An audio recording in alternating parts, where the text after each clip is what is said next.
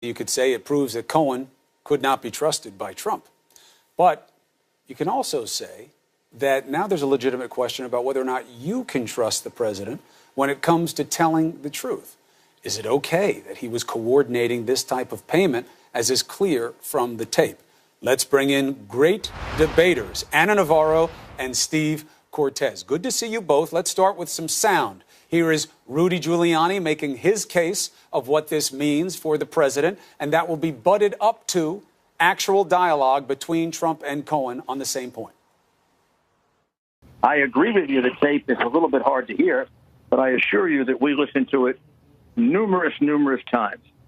And the transcript makes it quite clear at the end that President Trump says, quote, "Don't pay with cash." Listen, what financing? We'll have to pay you some. Don't pay with cash. We'll have to pay you some. Don't pay with cash.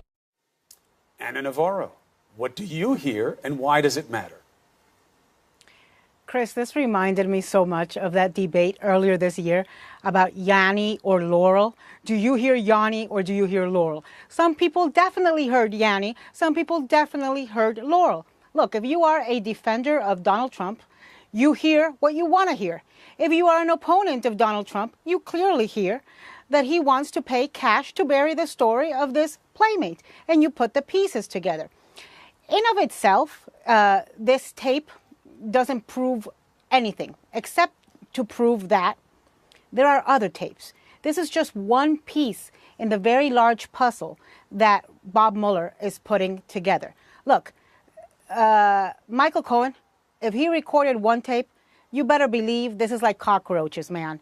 Where there is one, there is more. Oh, believe there me, has got to I'm be well more aware. tapes. It's about the relevance Exactly. on each one. Let's start with this one. And Steve Cortez, let me bump up Anna's vig on this.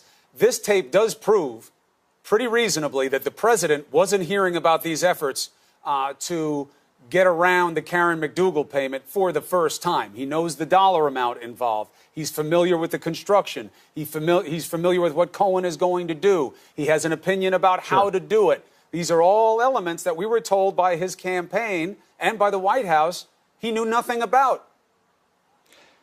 From what we heard of that tape, and by the way, that's a carefully edited part. It seems like it. It does. And by the way, I agree with Anna, carefully which edited? Almost never happens.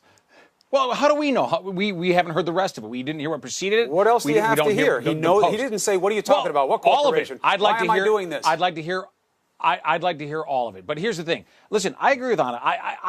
To me, when I hear it with my ears, it sounds like the president is talking about cash. But by the way, too, talking about cash, it always reminds me, I think you and I, Chris, are roughly the same age. I just think of the Wu-Tang Clan and cash rules everything about me. That came out when I was in college. I never thought I'd be talking about presidential politics. Strong reference. Steve Cortez raised by Wu-Tang. Never thought I'd be talking about it in presidential politics. But here's my point. Who cares? How does it matter?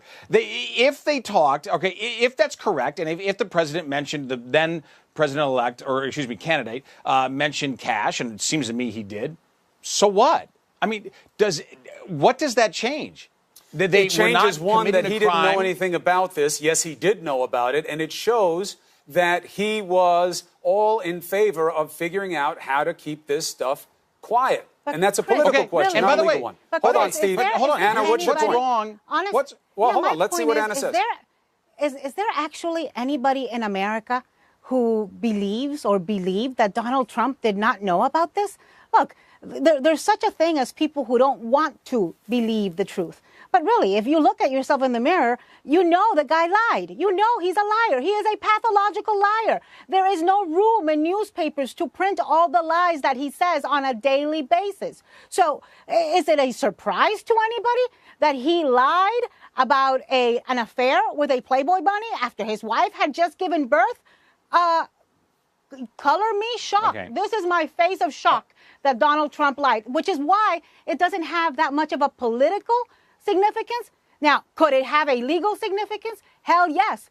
Just ask John Edwards. But it depends what else there is. Well, there was no transaction, Anna, and that's going to be a big hole in the potential illegality argument. They never bought the assets back as far as we know. So it's hard to say that this was a campaign finance violation on this one. Stormy Daniels could be something else. Steve Cortez, you were making a little bit of a gas face there when Anna was saying everybody thinks he lied. You don't think he lied about Karen McDougal? No, I don't know. Then you believe that he didn't know anything about it until after it happened. Hold on. Because that's what he told me. To be frank, I don't care. I don't care. That's a different question. I really don't. I think it's totally irrelevant, and the American people told us it's irrelevant. Truth is irrelevant? Nobody voted. No, hold on. Nobody voted for Donald Trump believing that they were voting for a saint, believing that they were voting for John the Baptist, believing that in the 1980s and 90s in his past life as a mogul. John the Baptist, saint, or all this crap that we're hearing about? That's nobody the believed proposition? That.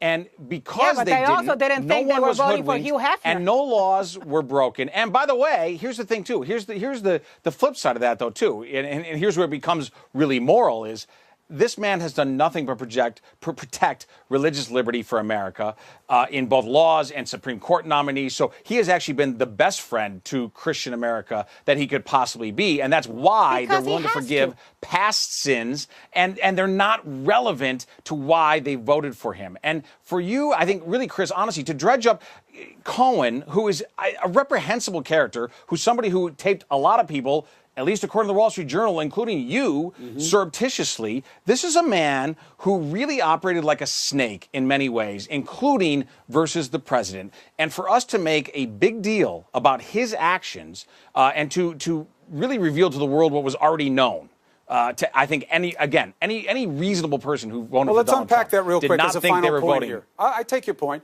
but even listen, I think that's completely true. The reason that a lot of the Christian right is willing to call this a mulligan and look the other way when they weren't willing to do the same for a Bill Clinton is because of a Gorsuch, because of a Kavanaugh, because Donald Trump is shutting down the rights of LGBTQ, because he doesn't support or does not recognize Pride Month, because he sides with the baker. What has he done to LGBTQ? LGBTQ? All of those things make those people happy. Oh, come on. What has he done to LGBTQ? First thing his administration did was curtail the rights of transgender students in public schools. He doesn't even recognize Pride Month, something that practically every administration has done for years since before Trump. And you know why he has to do it? Because he's on very thin ice. Number one, because he's full of flaws and full of sins, and because, nobody thought we were voting for John the Baptist, but did you think you were going to vote for Hugh Hefner? But also because he knows he's a hypocrite. He's playing evangelical right. He's playing Republican. No, he he's not. is a, he's delivering on policy. Cheap clothing. He's delivering on policy. He's delivering on what tariffs. they want. But they used to want tariffs, slobbering to Putin. That ain't no Republican. The promise to get rid of Roe v. Wade, the promise to do those value culture war issues that they care about. But Steve Cortez, know this. There's a big difference between giving them the policy positions they want and delivering what they used to say they needed, which was a man of character, a woman of character. And they used to define it differently than they do today. Steve Cortez, Anna Navarro, thank you both. Appreciate the debate. We begin today with the politics lead this afternoon. In a speech to the VFW, President Trump told veterans to ignore what the news media is reporting about the economy as the president pushes the U.S. toward a trade war. Just stick with us. Don't believe the crap you see from these people, the fake news. Just remember, what you're seeing and what you're reading is not what's happening. It seemed a clear and concise mission statement of sorts for the Trump presidency. Quote, stick with us. Just remember what you're seeing and what you're reading is not what's happening. And while these specific remarks were about the economy and journalists, they also encapsulate the attitude President Trump has towards all subjects and all voices that are not his. Disturbingly, that also holds true for the subject of the security of the United States. Because also today, after denying and then admitting and then denying Russian election interference in the 2016 presidential election, President Trump tried something new. He tweeted, quote, I'm very concerned that Russia will be fighting very hard to have an impact on the upcoming election. Based on the fact that no president has been tougher on Russia than me, they will be pushing very hard for the Democrats. They definitely don't want Trump. Now, the Office of the Director of National Intelligence had no comment when CNN asked for any evidence that the Russians are going to be, quote, pushing very hard for the Democrats. You'll recall, of course, what Vladimir Putin told the world 8 days ago. President Putin, did you want President Trump to win the election, and did you direct any of your officials to help him do that? Да, я хотел, чтобы он выиграл. Yes, I did. Yes, I did. Now, it is unclear why Putin, whose government has celebrated his meeting with President Trump, would suddenly back a different horse. After all, even though the president's own intelligence chiefs maintain that the Russian government launched cyber attacks against the United States to intervene in the 2016 election, even though a week and a half ago, the Justice Department announced indictments of 12 Russian military intelligence officials in that attack, we all saw President Trump standing next to the man behind those attacks on the American people, Vladimir Putin, and the president seeming to side with him, a former KGB official over U.S. intelligence officials, seeming to side with the perpetrator over his victims, the American people. Now, President Trump did try to walk that back, but over the weekend in a tweet, he again called Russian election interference, quote, a big hoax. So today the president said that there is currently election interference, but it's going to help the Democrats, a charge he makes with no evidence. Has there ever been a president with so little apparent regard for the credibility of his own national security announcements? This is not, after all, just a matter of election security. The Wall Street Journal reports today that according to one Department of Homeland Security official, Russian hackers last year gained access to the control rooms of U.S. electrical utilities and, quote, got to the point where they could have thrown switches and disrupted power flows. Just a few months ago, the Republican chairman of the Senate Intelligence Committee was warning, sounding the alarm that the U.S. is still not prepared to guard against future Russian cyber attacks on the upcoming elections. This issue is urgent. If we start to fix these problems tomorrow, we still might not be in time to save the system. But again, if one subscribes to this brand new presidential ethos, you won't pay attention to any of this or worry or fret. You'll just, quote, remember what you're seeing and what you're reading is not what's happening, unquote. Now, for the rest of you who want to understand what you're seeing and reading and who understand this is actually all happening, thanks for watching. CNN's Caitlin Collins is at the White House for us. And Caitlin, Russia's foreign minister said that the summit went better than super. So when President Trump says Russia will be pushing for Democrats to win, do we have any idea if there's anything behind that claim? Well, Jake, that's the question. And we've asked the White House if the president has any new intelligence briefings that have led him to believe that the Russians are going to be trying to help Democrats win elections this fall. They declined to comment on why the president made that claim or to shed any light on that. But the president's tweet today certainly was a change in tone, since just last week he doubted U.S. intelligence findings on Russian interference. Folks, stick with us. Stick with us. President Trump out with a new narrative again today, now insisting he's worried Russians will interfere in the midterm elections to help the Democrats. Tweeting, I'm very concerned that Russia will be fighting very hard to have an impact on the upcoming election. They will be pushing very hard for the Democrats. They definitely don't want Trump. That coming from a president who has repeatedly cast doubt on U.S. intelligence findings, most recently while standing next to Russian President Vladimir Putin in Helsinki. I have President Putin. He just said it's not Russia. I will say this. I don't see any reason why it would be. A statement he was later forced to clarify. I said the word would instead of wouldn't.